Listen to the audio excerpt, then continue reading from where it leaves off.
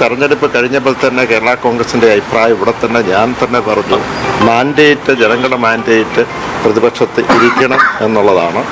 അതുകൊണ്ട് തന്നെ absolute majority ലഭിച്ചിട്ടില്ല. നമുക്ക് 12 നമുക്ക് 14 വേണം, 13 ആയെങ്കിലേ ടൈ വരികയുള്ളൂ. അതുകൊണ്ട് ഞങ്ങൾ ആ നിലപാടെടുത്ത് മുന്നോട്ട് പോവുകയുണ്ടായി. അപ്പോൾ എല്ലാവരും കൗൺസിലർമാരെല്ലാവരും ഉണ്ട്. അപ്പോൾ അതനുസരിച്ച് മുന്നോട്ട് പോകും. ഒരു ക്രിയാത്മകമായ പ്രതിപക്ഷമായിട്ട് നമ്മൾ മുന്നോട്ട് പോകും. ചർച്ചകളൊക്കെ നടത്തിയിട്ടുണ്ടായിരുന്നു.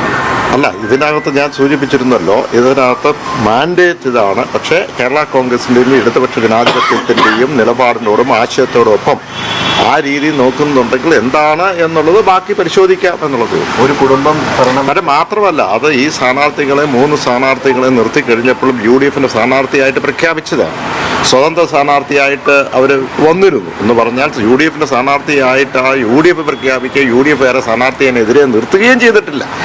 പിന്നെ ഇതിന് ശേഷം അങ്ങോട്ടും ഇങ്ങോട്ടുള്ളത് ചർച്ച എന്ന് പറയുന്നത് എനിക്ക് മനസ്സിലാകുന്നില്ല. ഒരു കുടുംബത്തിൻ്റെ വിലപേശലിന് മുന്നിൽ കോൺഗ്രസ് കീഴടങ്ങിയെന്ന് കരുതാൻ അല്ല, അത് ഏത് രീതിയിലാണെന്ന് നിങ്ങൾ അത് പരിശോധിക്കുക, കാണാൻ പറ്റുന്നുണ്ടല്ലോ.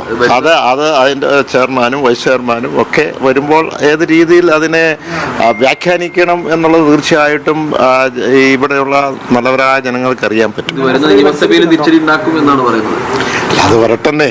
നമുക്കറിയാമല്ലോ, നിയമസഭയിൽ എത്രയോ മുനിസിപ്പാലിറ്റികൾ പോയിട്ടുണ്ട്, എത്രയോ പഞ്ചായത്തുകൾ പോയിട്ടുണ്ട്, എത്രയോ പഞ്ചായത്തുകൾ തിരിച്ചു പിടിച്ചിട്ടുണ്ട്. പ്രാദേശികമായ ഒരു തെരഞ്ഞെടുപ്പിൻ്റെ ഞാനെപ്പോഴും പറയുന്നത്, ഒരു തെരഞ്ഞെടുപ്പിൻ്റെ ആവർത്തനമല്ല മറ്റു തെരഞ്ഞെടുപ്പും. കഴിഞ്ഞ പ്രാവശ്യം നമ്മൾ കണ്ടു, അതിന് മുമ്പത്തെ പ്രാവശ്യം നമ്മൾ കണ്ടു. വരട്ടെ, ഇവരെല്ലാവരും പോകും. ചെയർപേഴ്സൺ സ്ഥാനാർത്ഥി ഉണ്ടാകും, ചെയർമാൻ സ്ഥാനാർത്ഥി ഉണ്ടാകും, വൈസ് ചെയർമാൻ സ്ഥാനാർത്ഥി.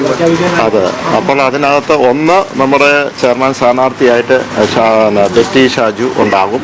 അതുകൂടാതെ വൈസ് ചെയർമാൻ സ്ഥാനാർത്ഥിയായിട്ട് പാർലമെന്ററി പാർട്ടി ലീഡറായിട്ടുള്ള നമ്മുടെ ബിജു പാലിപ്പടം ഉണ്ടാകും.